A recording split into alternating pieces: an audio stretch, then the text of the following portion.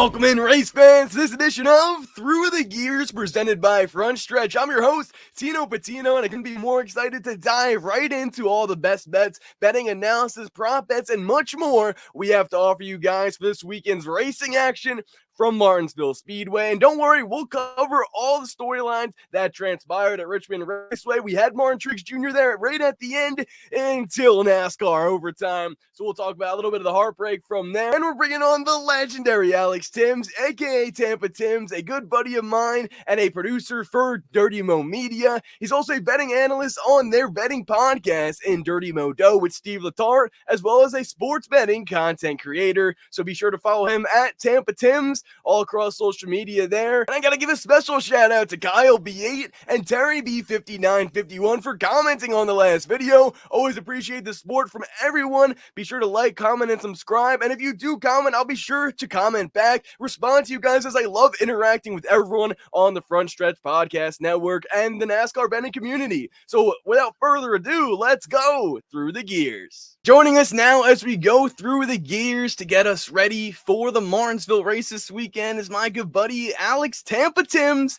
joining us from Dirty Mo Dough, Dirty Mo Media as well. Alex, how you doing today? And are we ready for some winners at Martinsville? What's up, Tino? I'm doing pretty good. Excited to be here. Yeah, I'm ready for Martinsville. It's been a fun year so far. It can only get better on the paperclip, right? Oh, I think so. Before we get into everything there, let's do a little Richmond recap and see what we got to talk about. I mean, the main thing being, how did your bets do in terms of the late race overtime there? I mean, I had MTJ. That was really heartbreaking. Yeah. But how did everything fare for you there at the end? I went for I woke up Sunday morning. I wasn't going to miss the winner. So I bet about 5 guys to win pre-race and was hoping for some cash outs maybe, but I was just going to see what played out. I had Truex and Larson there at the end. And then I live bet Denny after the pit stop because I liked his strategy and he was coming, and I'm like, oh, it might just come down to Denny and Truex. So I had a lot of horses in the race. So Denny winning was all right with me. And I cashed out Logano earlier in the race. So I was like, okay, this is good. We made some profit. So I didn't mind it, but Richmond was a tough race to handicap. I'm not going to lie. It kind of didn't really know how the race was going to play out. So I really was stressing during the race to see if they were all going to work out, but it worked out for us over here. Yeah. Well, that's good. And I feel like in terms of you cashing out on Logano, then you were definitely on the side of Denny jump the restart, but it's okay. It's totally don't overturn it. None of that. Yeah. Oh, yeah. Totally fine. I mean, definitely jumped it. Definitely did not go in the line, but it's all right. It's fine. As long as Truex didn't wreck you coming to the checkered, I was fine with it. Yeah, well, I mean, that was tough for me because I'm watching this thing. Kyle Larson's dominate. I added Kyle Larson plus 450 late ad because he dominated in practice and started on the pole. Like, if Kyle Larson's going to do that, I feel like we always got to just be aware of it. And then Truex 6-1. I was on him, honestly, months ago for this track. Since last automatic. Year. Yeah. Yes, especially Richmond. Yes, yeah. I'm glad you agree because I remember losing out on him last year. He didn't dominate last year's race. William Byron did, but he was in position to win. Caution comes out. They put on the little 2 tires. Miscommunication between him and the crew chief, and then he loses that one last year. And then this year, I'm getting ready to do my gold jacket hype video. Like, we won. Let's go. Thinking about everything to say. And then Kyle Larson spins, and I'm like, oh my God. I can't believe that just happened. Yeah. So that one was tough. Denny steals an OT. Happy you cashed, though. That makes me feel a little bit better. How about Josh Berry, though? I mean, he's a driver that I feel like we had to mention. I thought of him for a top 10, and then he finished 11th. So I was like, okay, well, at least I didn't bet it. But what were your thoughts on him?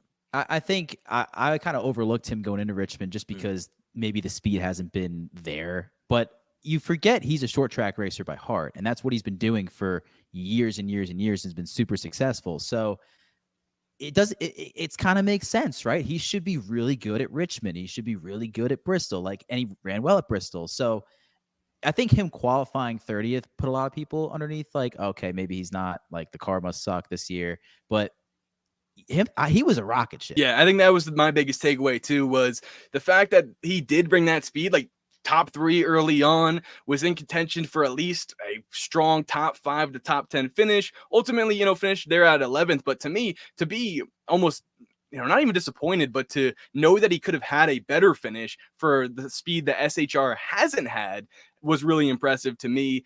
And when I think about him having a strong run like that, Joey Logano was another one as well. Showed the most speed, basically showed that that team is still alive this season, which was good to see. We knew they were going to turn it on at some point, but Ford's been struggling. I got a stat here for you, provided by our guy Full Tank Phil. He tweeted out, Ford is currently on the longest stretch to start a NASCAR season without a win since Chevy in 2019 when Elliott won at Talladega in the 10th race of the season. So now we're going on race 8.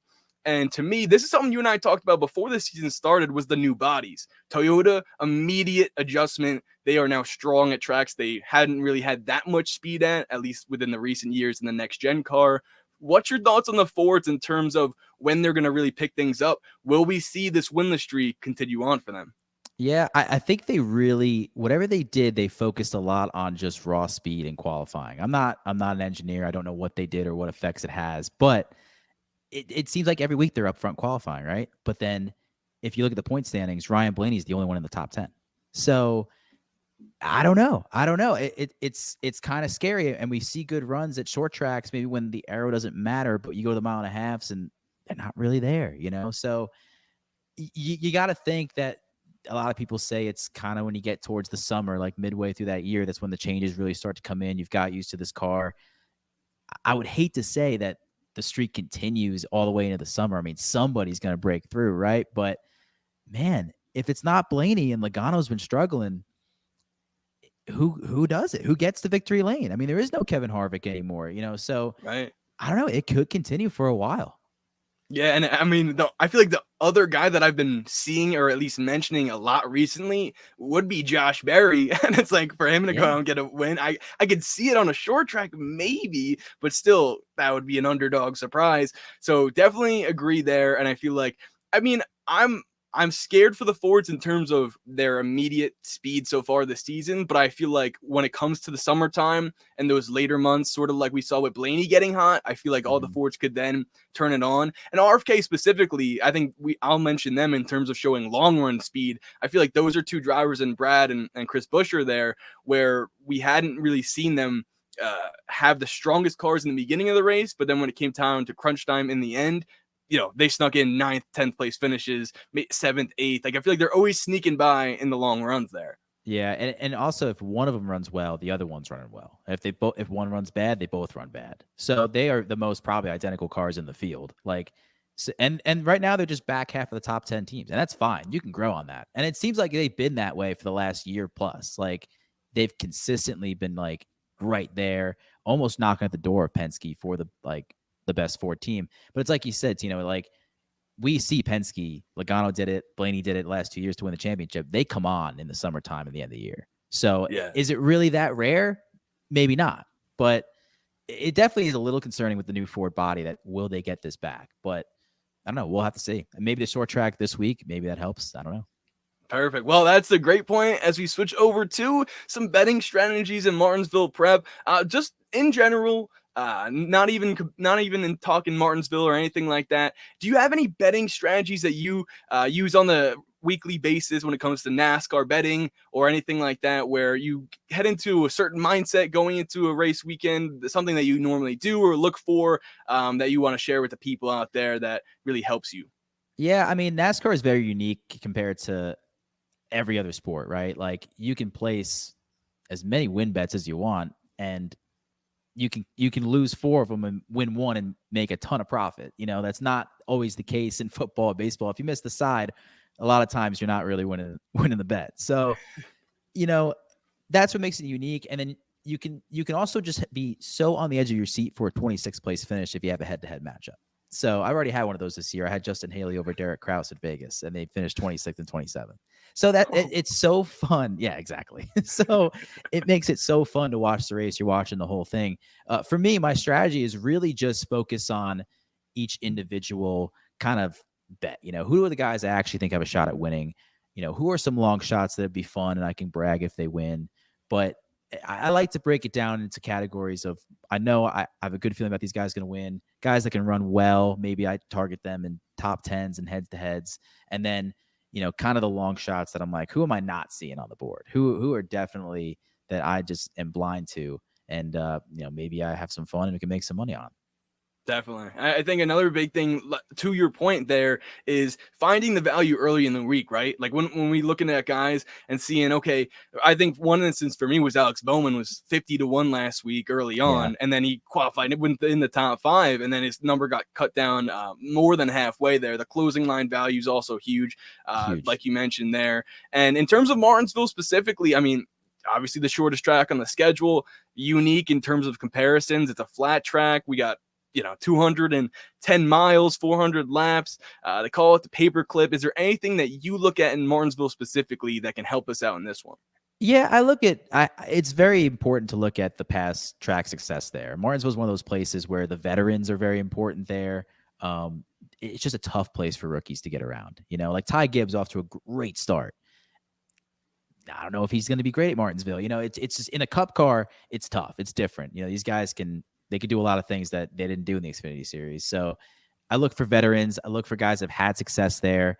And if I get beat on a guy who's finished, his average finish is 17th, the back half of the 20s, and he wins or finishes top 10, I'm not mad about it because there's no one saw that coming. You can't tell me that you saw that coming. So experience and success is really what I look for here at Martinsville. And if you're really good at short tracks, this is the mecca short track, in my opinion. So, if you're not good at short tracks, you're probably not going to be good here at Martinsville. Right. And I think we saw that last year with Ryan Preece, right? Like he started on the pole, led a bunch of laps early. And then when it came down, he sped on pit road, unfortunately, then got shuffled to the back, couldn't recover. And then it was a Denny Hamlin battle. Kyle Larson wins at the end and everything like that. Two veterans, two of the best in the sport right now. Got some stats for you here in the first 7 races this season. We touched on it earlier, but Chevy has 4 wins, Toyota with 3, and Ford with 0 there. So that's something to note. In the last 10 races at Martinsville, 4 wins from Chevy, 4 wins from Toyota, and 2 from Ford. The last 2 wins from Ford at Martinsville last year with Ryan Blaney in 2023, the last race in order to get into the championship 4 there and everything like that. And then the one before that was in 2019. So That's interesting to note. I feel like that doesn't help them heading into this weekend, considering how hot Ryan Blaney was going into that race and everything that was playing into their hands there. So now let's move on here. Go into an odds breakdown, take a look at the board here. I'm going off of DraftKings Sportsbook as it's the special sportsbook of NASCAR, but feel free to mention anything else. Obviously, it's important for everyone out there to know that you can shop around for other books, find out higher value when there is some. And obviously, we got our guy DH. First one up there, plus 450 to win this one. And what's surprising to me about Denny Hamlin was, I remember I picked him to win this one last year, and he should have, I think. He was right there in the position at the end. I believe a caution ruined his strategy there. But plus 450 for him to win it, but he'll have to go back-to-back. What are your thoughts on Denny having to do that this week? And listen, he's won both short tracks this year in Bristol and Richmond. So, I mean, is he the guy to beat at short tracks? I don't know. I mean, he's going to be on my card. I mean, there's no way you can keep him off how hot he's been. I know last week was a little lucky in strategy, but, he can definitely go out here, qualify pretty well, run pretty well. He always does. He's always in the mix. Yeah, I mean, it's tough to go back-to-back in this sport, but Chris Buescher did it last year. So when you have 2 short tracks, they're very similar. You kind of get in that mentality. I think it's definitely doable. And if there's anybody that's motivated to do it, it's probably DH. Back-to-back races in his home state of Virginia. I think he loves that crowd that half boos him, half cheers him. I think, I don't know, the stars might be aligning for him. I might be falling in love with him a little bit too much, but, I have a good feeling about it. He might be able to do it. No, I think so. And to me, I feel like most times I'm not one that really looks at the outright overall, like, because he's plus 450. And then we look at the next few guys. It's Blaney plus 700, then a bunch of plus 750s who we'll get into. But I feel like in this sort of scenario, I'm very much leaning towards Denny to at least have on my card, because like you mentioned, with him being hot right now, but one thing that's being overlooked completely with him jumping the restart last week was the pit crew. The pit crew had a phenomenal stop, literally won him that race. I honestly wish he doesn't jump the restart there. So everything that will be talked about this week would be the pit crew and how they won him that race, with them being hot going into Martinsville, where track position is the most important out of Yeah, exactly. I think there, the pick crew's going to have to be good, and they've already proven to be the best, I think, so far this season. So plus 450 for Denny. I like that there. Then we get into the guys that are plus 700.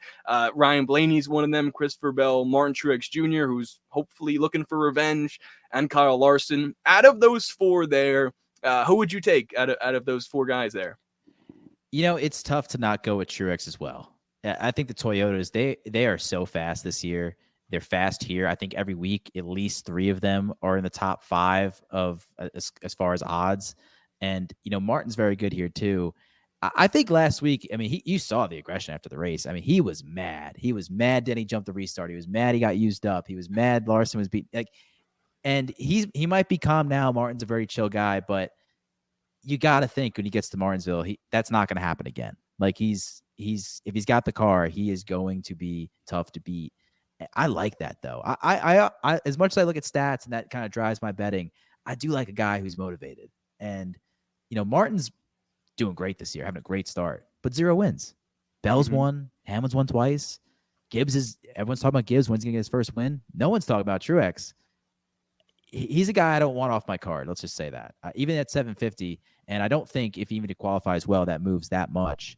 So I'll wait and see what he does, but he's probably going to make my card.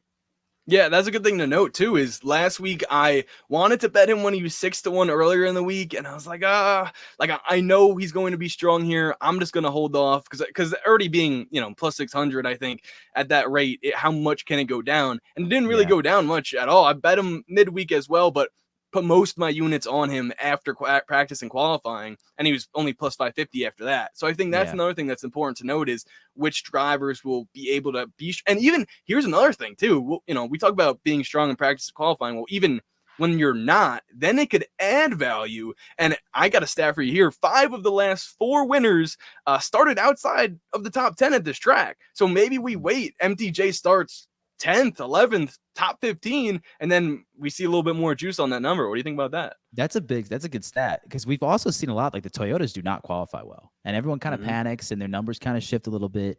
And then you get to the race and they light everybody up. They're so fast. They zoom to the front and the Fords come back, So I definitely am with you. Like there's a certain number in my head where if anyone's below that, I just wait till after practice and qualifying, let the lines do their thing.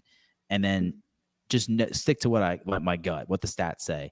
But I did not know that outside the top 10 was. I thought you would think Martinsville track position is so important, but that's a very good stat. I have to write that down.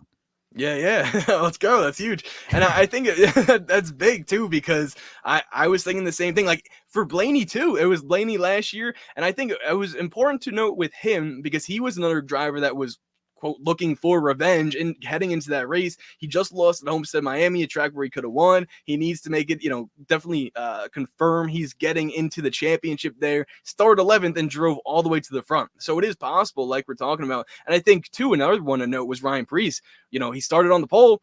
It was hard to pass him at that point, but once he got shuffled back, he couldn't move back forward. So it's just interesting to see the dynamic between, how things work at Martinsville. One thing I did want to touch on as well was sort of the tire fall off that we saw at Bristol. I don't think it will be nearly as egregious heading into Martinsville, but is that something that you sort of think of where we saw Denny and Truex, 2 veteran drivers who are probably one of the best at managing their tires in late runs and green flag runs and everything like that? If we do see the amount of fall off, or at least somewhere close to it, be an impact in this race, are those 2 drivers or anyone else you think of that come into mind when we're betting this one? 100%. And that kind of goes off my earlier comment about veterans. Those guys, they showed it at Bristol. They know how to do it. Brad Keselowski's a guy that comes to mind. While I don't love him this week, I think he's a guy that can very well manage his tires, knows how that operates. And Joey Logano, he's a guy who could do that as well. And I think that's where those guys really shine, is that take care of your tires, the comers and goers type of thing. And we could see a guy like Ty Gibbs maybe fall off on that, or maybe a Christopher Bell who runs really hard. And we know that, Tyler Reddick. So those are kind of guys, if I look for in a race like that, I'm maybe looking to be cautious about them, because they haven't shown me yet they can take their time, be patient, and then come at the end, Yeah, no, definitely. And I think especially with Ty Gibbs, I had him when he was 28-1 in Bristol. Ooh. And he just, yeah. And it was looking great. Won the stages, everything like that. Like one of the most dominating performances, at least from him, definitely, that we've seen. And then at the end, when it mattered most in terms of tire wear, he just blew his tires right off. And then that's why Denny and Truex were, I think those two drivers in terms of speed were behind him all day, but they were behind him for a reason. They were managing, they were waiting there at the end. Before we get into our outright winner picks and things of that nature, one driver I got to mention is Kyle Busch. Kyle Busch is 35-1 to win this week. I've never seen that high of a number for Kyle Busch, and I'm not going to be betting on him to win. So that's why I'll mention him now. But what are your thoughts on how poorly RCR has been this year? Like when people ask Kyle Busch has great value and things like that, should we bet on him? My answer is he needs to prove it to me. Do you share the same opinion there? 100%. And listen, before the year started, on Dirty Modell, we did a preseason, review, and I said Kyle Busch wasn't going to win a race and he was going to fight for a playoff spot because there's a track record of stars or big names going to RCR and in their second year having a big fall off from a big first year. Ryan Newman didn't win a race, but he was second in the championship in 2014. Horrible 2015, never recovered. Jeff Burton, Kevin Harvick, all different situations. I get it, but this is not the first time this has happened. And I think Austin Dillon is just in such another zip code from Kyle Busch. I think I did the math today. He has 2 top 10s in the last 15, 16 races. It's just a horrible, don't someone will fact check me on that, but it's bad. It's really bad. And I think that hurts Kyle. I mean, Kyle's a known guy who likes notes, practice, that's been proven, and the lack of practice hurts him, and especially with the new team. So he needs to run well for me to bet on him. And I think a guy like Chase Elliott falls in that category for me too. I need to see the results to bet on you. The name, trust me, when I see 35-1 or whatever it is this week, Kyle Busch, boy, do I want to hammer that because he can break out. But man, they've been off all year. I mean, they get lucky with a couple wins, maybe restricted plate tracks, pretty good. But RCR in general doesn't really show up at every track. So yeah, I'm worried about him. I really am because when Kyle Busch is struggling, it sucks for the sport. But yeah, I'm hoping one week we find a track where we can get him 35-1 and we can hammer him. But it's not. Yeah. Well, that's the thing. We'll keep our eye out, right? Because maybe he doesn't win this year, but he'll at least have another shot potentially because it is Kyle Busch, and I'll bring that high value with it being RCR. And I'm glad you mentioned Chase Elliott too, although that is a driver that I'll bring up now when we get to our outright winners, specifically because I don't know about you in terms of the signs and everything like that when it comes to, how about this? William Byron wins in the 24 car, 2024 first race, Daytona 500. I should have seen that one coming, the signs. Yeah. But when it comes to the signs in terms of Hendrick Motorsports this weekend, 40th anniversary of their first start there at Martinsville. They all got the ruby colored cars there. So to me, right when they unveiled those, I was like, okay, there at least 3 of those 4 cars have a good shot of going to victory lane. Sorry, Alex Bowman, you're not included in that. Dude, what sidebar? Alex Bowman last week, I thought he had a good shot. I got him 50-1 earlier in the week there. We mentioned that earlier in the show, but he just didn't. He just didn't perform. He's getting lapped mid-race, and I think I might be out on him completely to win a race. What are your thoughts on Alex Bowman? Yeah, you know what? I kind of have a contrary opinion. Earlier in the year, definitely. I did not think last year he wasn't healthy. That back injury sucks. This year, I thought, man, he's getting worse. This thing hadn't recovered. Then he got to some tracks he was pretty good at and ran well. And yeah, he didn't finish well last week, but I think he got marred back in a pit strategy. I think was a result of the Kyle Busch caution. I'm not 100% sure, but that lap down really hurt him. I wouldn't say he was running top 10 all race, and then he got hurt and finished 17th. So there's certain tracks where I think Alex Bowman is valuable here, and I think the books are underestimating him at some of these tracks. But I'm with you. I mean, if 3 drivers can win this race, and Bowman's not one of them, but hey, he can shock you. And he's always a guy who just shows up and wins. I feel like he had 4 wins a couple years ago. just by showing up and leading like 3 laps. Like he's that kind of driver. So we'll see. I mean, I'm not ready to call him dead, but he's not not in my top 15 though. Let me just say that. That's fair. I mean, and based on the on-track performance, like you can't really blame us. When we get into Martinsville for our Hendrick Motorsports cars, all right, some stats for you here. Kyle Larson's plus 750, third best average finish in the last 6 races here. 1 win, over 150 laps led in those last 6 there. Last 3, he's finished 6th, 1st, and 2nd. But Chase Elliott's a driver that really catches my eye in this one. And we alluded to him in the last segment there when we were talking about drivers that we need to prove it to us. And that's what I've been saying about Chase as well. Like I need him to have strong runs, but he had a decent one at Richmond, and that's not one of his better tracks either. So for me to see speed there from Chase was a positive sign. Now I've circled tracks on the schedule where I feel like he really has a shot to go out and win. And that's the Kansas, the Dover, that are right there for me in terms of Chase Elliott being able to go out and get a victory. And I think for this one, he's plus 1,200, 4 top 10s in the last 6 races at Martinsville, 1 win at this track, and he's led 847 laps in the last 7 races. So he's been consistent here. What are your thoughts on Chase in this one? Because to me, he might be on my card to win this one this week. Yeah, I like him this week too. I definitely like his track record at Martinsville. I think his run last week at Richmond was enough for me to be like, okay, you're back on my radar. I just, it's tough for me unless he's up there leading laps and he's really in the top 3 or 4. Like it's tough for me to really think, oh yeah, this is the week he's going to win. Cause I don't think it's talked about enough that his win streak's pretty long and it's over a year. Like I think it kind of gets overshadowed by Joey Logano's, to be honest with you, which is surprising to me. Maybe that's just me not paying attention, but I think for me, Chase made my card a couple weeks at Atlanta and Daytona to start the year. I thought he was going to come out hot. Now I just kind of hope he finishes top 10. Like I'm hoping he doesn't qualify well, get a good number for a top 10, and I'll be happy. But he's a guy I definitely do target in head-to-heads. So I don't disagree with your win pick. I think he's worth a shot. And 13-1 is pretty. That's pretty good for a Chase Elliott. And if he starts winning a race, we're going to see 8-1. We're going to see 7-1. Like you're never going to get that price again. So I don't disagree. I think it's a solid pick.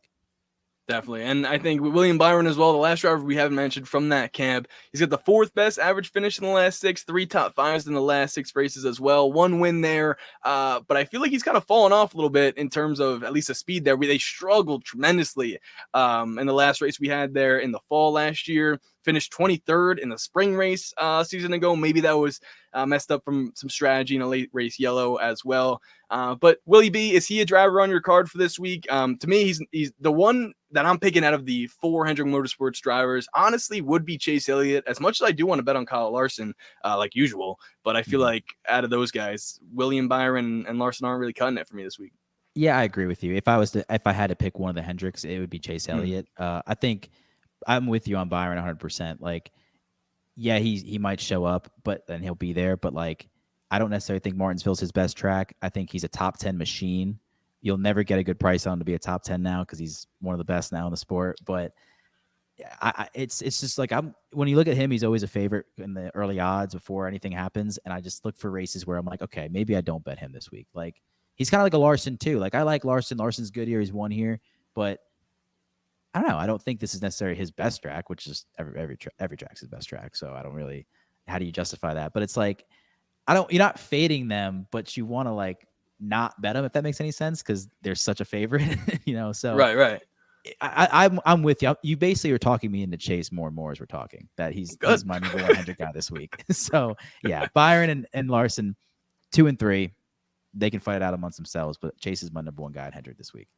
All right, good to know. I feel like just because of the storylines and them being, super, I feel like it's going to be hyped up this week. We got to touch on Hendrick first. But now, okay, so overall outright winners, who's your favorite going into this one? Just let them rev. Let me know what you got. We'll go one by one here. Well, I mentioned Denny Hamlin and Martin Truex earlier. I think the Toyota is going to be fast, and the Hendrick storyline and JGR. I think only Daniel Suarez outside of the Hendrick and JGR camp has won this year, so they're great. They're off to a great start this year. But I'll give you my long shot pick, Josh Berry.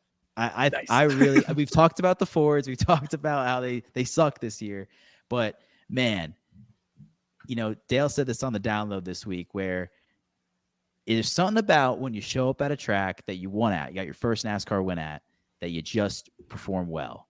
And this is Josh where he got his first Xfinity Series win a couple years ago, and his stock has risen ever since. So I think you're going to see something, and we've seen it at Bristol and Richmond. Like we said, Josh Berry, I think he's anywhere from 25 to I've seen 28 to 1 to win right now. Oh, baby. You could see him fast at practice, fast at qualifying. We could see a really good weekend for Josh Berry. He's my long shot pick here.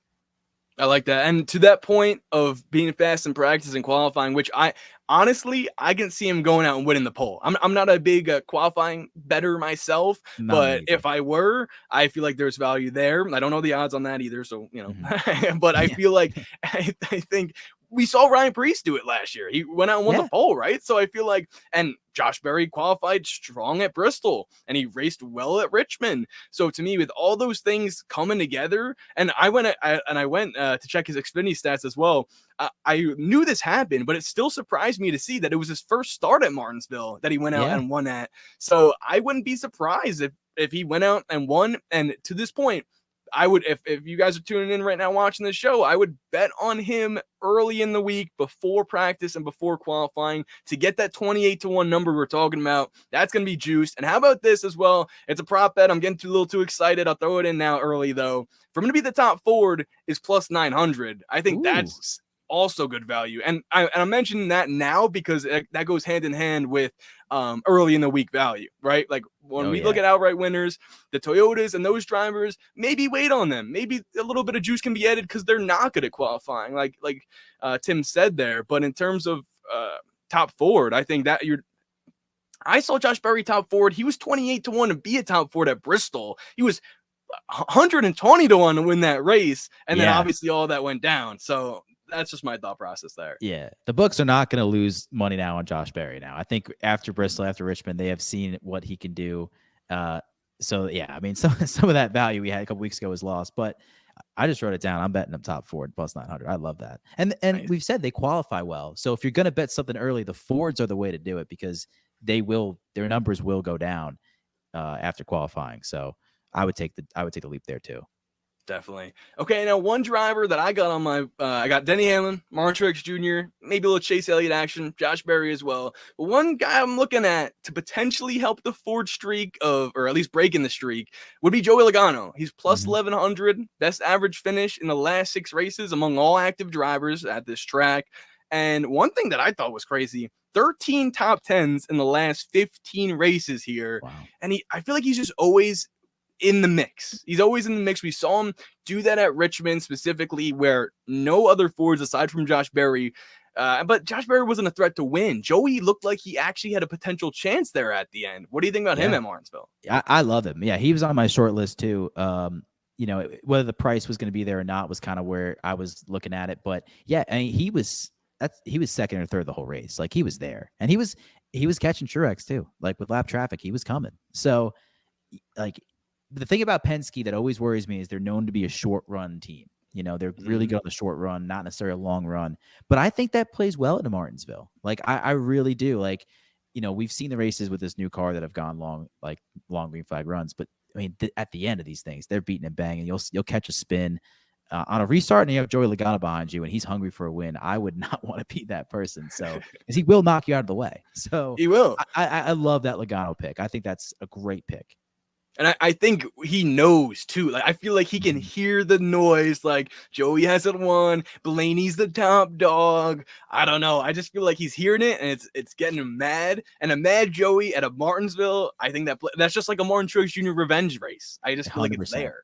It's boiling. Yeah, all the factors line up there. Another one that I just had to throw out here, since we did mention Josh Berry, was maybe the longest shot that I would take. I'm not going to throw anything on this myself, but just thought it would be worth noting. Would be a Ryan Preece. He's 60 to 1. I feel like that value is fair for a driver like him. But still, just thought it was worth noting there. What do you think about that value? Yeah, a little sprinkle. I mean, I'm a big Ryan Preece fan. And like you said, this might be his best track. Like he's a short track racer through and through.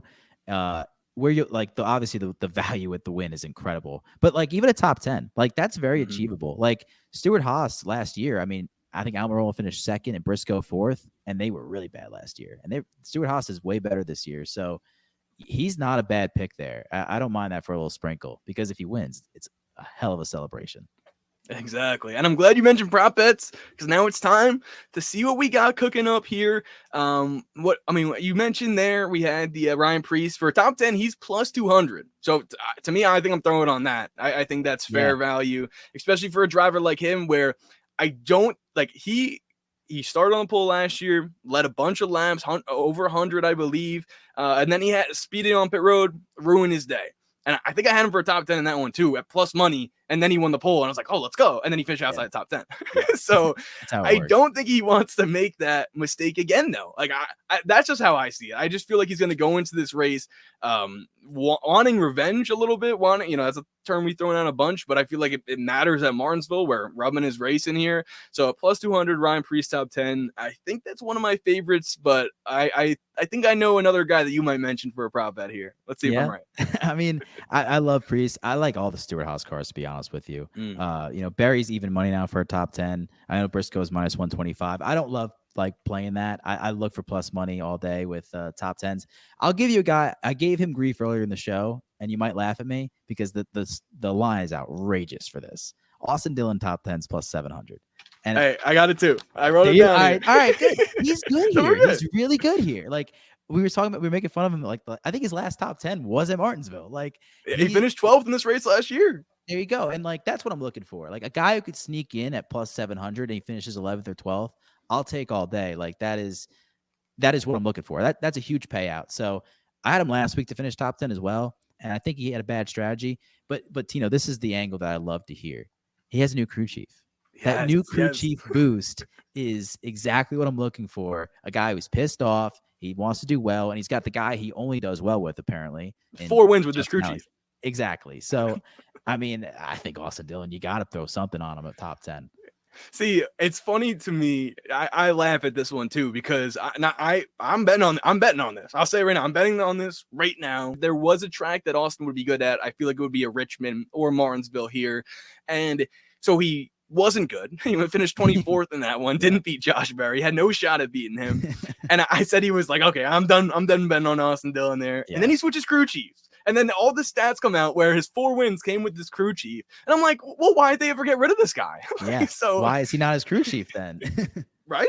Yeah. They seem to do it every 2 years too. It's his 3rd stint with Austin. I'm like, well, why don't you just stick with this guy? But I'm with you though. I mean, plus 120, there's still value there. He was good at Richmond. I mean, that's not a bad bet. Berry though, again, he gets caught a lap down and he couldn't do anything about it. He caught in 24th. So if you guys could find it for plus money for Josh Berry top 10, I would bet on that for sure. I just feel like based off what we've seen at Bristol, Richmond, definitely worth it. Yeah, I don't mind plus 100 honestly, because I think it's a pretty good bet. I think he will finish top 10. But yeah, if I get plus 130 and above on him, if you find that, hammer it. Don't even think about it. That's great value for that. Another ones I got. So let's go into the top 5s now. We'll stick with Josh Berry. I honestly think he can get a top 5 in this one. See, if I'm going to bet on him to win the race, and I don't really feel that confident he actually can go out and win it, I do feel a lot better with him on a top 5. That's plus 350. Do you think he can crack the top 5 in this one?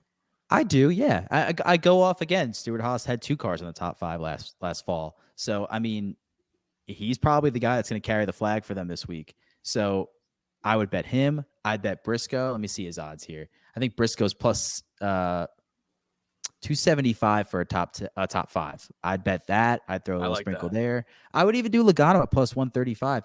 And, I don't know about you, Tino, but for me, that strategy stays the same. I want plus money. I'll take a shot with it. I don't bet a lot of top 5s and top 3s, I'll be honest with you. But, finishing 5th and finishing 6th is still a big discrepancy. So I will definitely take my shot with Logano, Berry and Briscoe here for a top 5. Definitely. And then, so you mentioned you don't bet a lot of top 5s or top 3s. Would you not be in on a Martin Truex Jr. top 3 plus 200? Those are the only guys I would bet top 3s with, because because my thing is, if they're gonna be up there, Hamlin, Truex, they're gonna be good. They're gonna be up for the win. They could gonna finish top 3. They're either getting wrecked or they're 33rd. Like they're not going to be like way back there, you know? So I'll take my shot with it, especially at plus money. Yeah, I think it's worth it too, especially like what we saw with MTJ last week. Like if that happens, if I have him to win and what happens last week happens this week, and I had him safe, what I thought was a safer bet for him finishing inside the top 3 last week because I had him. I was like, okay, well, if he doesn't win, he'll definitely finish inside the top 3 and then finishes 4th. So yeah, exactly. That's just something to know with it. I think I just feel like hopefully that doesn't happen again. Same thing with Hamlin at plus 130. I feel like that to me, with all the things that can go wrong, and we know everything that can transpire in a NASCAR Cup Series race, and how hard these things are to win for the drivers, but even harder for us to win as bettors. Yeah. I think plus 130 is probably the lowest I would go, and only because it's Denny Hamlin to win, for finishing instead of the top 3 at plus 130. Yeah, 100% agree. Awesome. And I think the last prop that I saw, I don't think it's changed since I looked at it last. I can't pull it up right now, but it was a head-to-head matchup between William Byron and Ryan Blaney. What I saw there was Byron was plus 135. I believe Blaney was minus 110 on DraftKings specifically. I'm not a big head-to-head matchup guy. I don't know if you are yourself, but for that one specifically, I did have my eyes on because it was plus money on Byron. And although Blaney has been successful at this track recently, I just feel like, I don't know, something's telling me with the speed of the Fords lately, Byron would be the better pick in that one. What do you think? Yeah, I would agree with that. I do like the head-to-heads, but I'll be honest, I think the books really price them out pretty accurately and make it tough for you to you got to take a chance on a 50-50 shot, you know, a coin flip one. So where I do look is that kind of scenario like you just gave, like a Byron plus money to beat Blaney. Like, while Blaney's really good here, and yeah, he's probably 9 times out of 10 or whatever that 7 times out of 10 he could beat Byron.